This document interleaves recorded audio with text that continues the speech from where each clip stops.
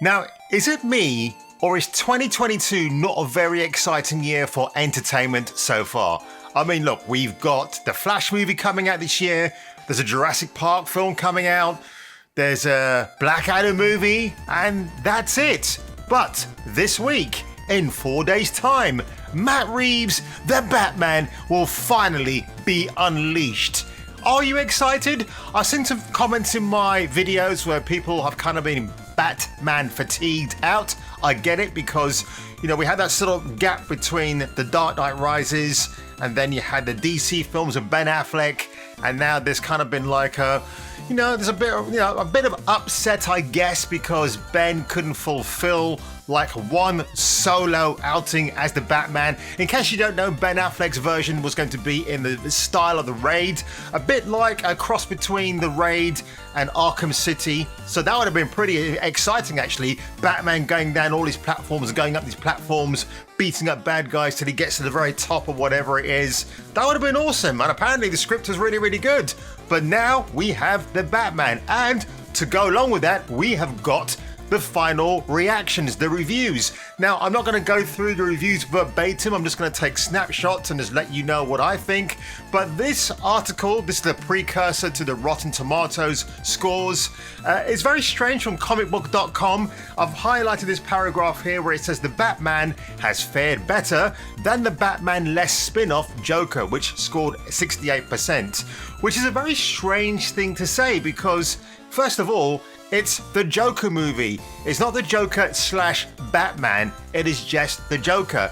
But also, if you're just too dumb to understand what Joker was all about and what it was actually riffing off, which again was a Martin Scorsese movie it riffed off, then it would be kind of flying over you. So why they had to compare the Joker to the scores that the Batman has attained, it's just very odd to me.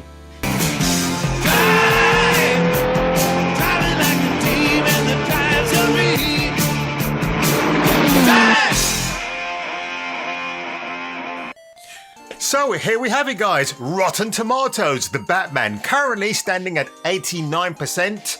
And some people have said, well, Jason, why do you rely on Rotten Tomatoes? It's not the barometer for film scores anymore. But the whole point is, Rotten Tomatoes can be the warning indicator if you want to avoid shit shows on Showtime, for example, and then you can get on with the rest of your life and do something else. So, based on 142 reviews, people, the Batman scores 89%. It is 2 hours and 56 minutes, and for some reason, my monitor wants to switch off, so give me a moment here. Okay, so this is the lineup of reviews that I've just seen here. So Matt Reeves, and this is Nate Adams of The Only Critic, understands he can't rewrite the status quo. What's a good band in the 70s? On the words most bankable, on the world's most bankable hero. But he can try to tweak the formula and audiences' expectations. For better or worse, that's something The Batman does incredibly well. He's given it a score of a B. Dan Scully of Scully Vision, impossibly entertaining and ultimately very compelling. And then we have Jeffrey Lyles from Lyles Movie Files. Okay, The Batman is a completely constructed film, with its most significant flaw being is too damn serious. The grim one note approach for 2 hours would be tough. At 3 hours, it gets a bit much. Okay, and he's given it 6 out of 10. Which, funny enough, still is a positive score, which is a little bit strange. Laura Potler of Starburst, is that still going? Really? Wow, Reeves the Batman is an impressive exploration of the character's year 2, a visually stunning, violent, unbelievably gritty detective film to please the purists and introduce casual fans to a different version of the Bat. And she's given it a cinematic score of 4 out of 5. Bill Goody Coons, the Batman is impressively made, the acting is first rate, and the chemistry between Pattinson and Kravitz is magnetic. Now, one thing I've heard, and it was one of my favourite online critics, he said Michelle Pfeiffer is still his favourite Catwoman, Selena Kyle. I've said that on my channel before, however, he was suitably impressed with Kravitz. So like I said, I'm going to give her the chance. She's not one of my favourite actresses anyway. I've never thought she was great. What I saw in things like Californication and X-Men First Class, but hey, you know what? Under a different director, you can give a great performance, so I'm willing to have an open mind. Right. It's meant to be an important statement. It's just not a lot of, oh, hang on. It's not a lot of, fun. Oh, that's interesting. Wow, so that's a 3 out of 5 score. Okay, I'm kind of expecting this going in, folks. Okay, Barry Hertz of the Globe and Mail. I'm as surprised as anyone to say that after watching Pattinson in action, I'm calling on the industry to bring on all its many Batman, Batwomen. Oh, shut up. Bats, keep them coming hot and ready until we choke on a cowl. Well, we might already be doing that with the Batwoman film coming out next year. Or no, this year. Oh God, I wish it was next year.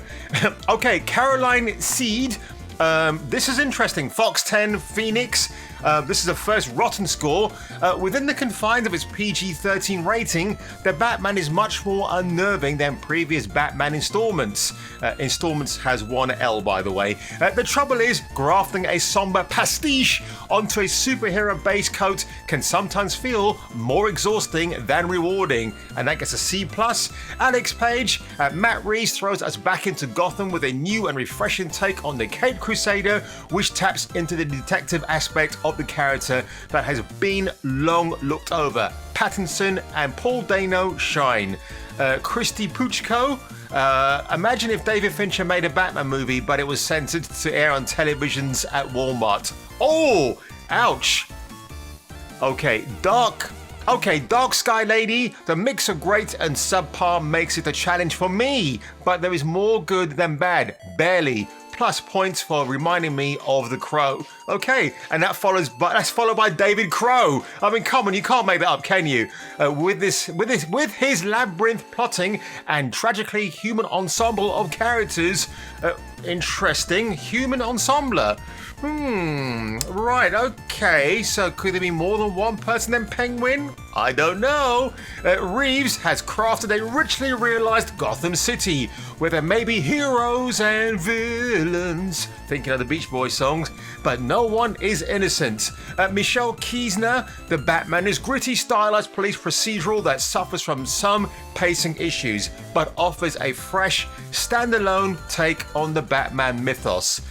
Yeah, look, first of all, you've got to remember this film had to stop production for, I think it was almost a year because of the pandemic. The fact we've even got it in 2022 when it was meant to be out next year, 2023, is a miracle.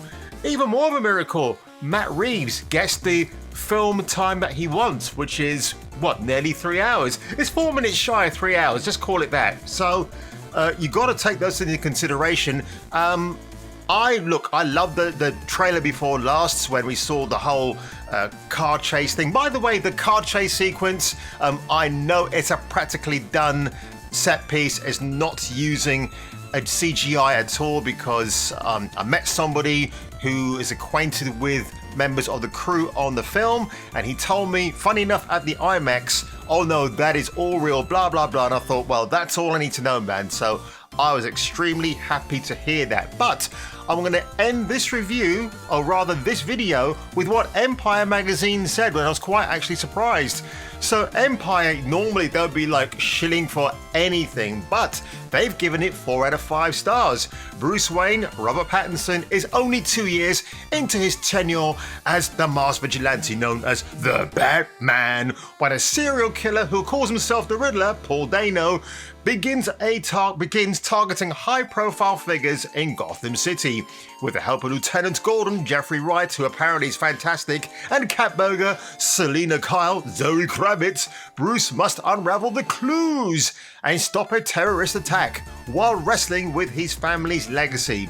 And that's it. That's all you need to know, folks. So the Batman, I forgot they were actually releasing the social media reactions / reviews today, but we do have them, so avoid spoilers until the weekend. That's what everybody's actually waiting for. I'm going to watch it this Friday. I'm going to go and buy my ticket. I'm actually going to go to Cineworld in person tomorrow to buy my ticket because they are just absolutely trash to book through online. It's like every time I try to book online, I get more problems with my account and with them. So I'm just going to go there, save myself a bit of money, I don't have to pay the booking fee, and Bob is your uncle. So folks, have you enjoyed today's video on Robert Pattinson as the Batman? A little bit divided, I think. It's definitely not the clear-cut home run. Again, if it wasn't for Christopher Nolan, we wouldn't have this film, because Christopher Nolan reset the bar in 2005 with Batman Begins, and I still do love that film. And you know, one thing that Christopher Nolan didn't forget to do with that particular movie was give it a little bit of a sense of humor, which it does. It's not abundant, but we do have great moments in there, especially the part where Cillian Murphy puts on the mask and I just love that scene in the Anyway folks, if I were you, check me out on my next video. This is Jack Killian, your host on KJCM Radio 98.3 FM. And good night, America, wherever you are.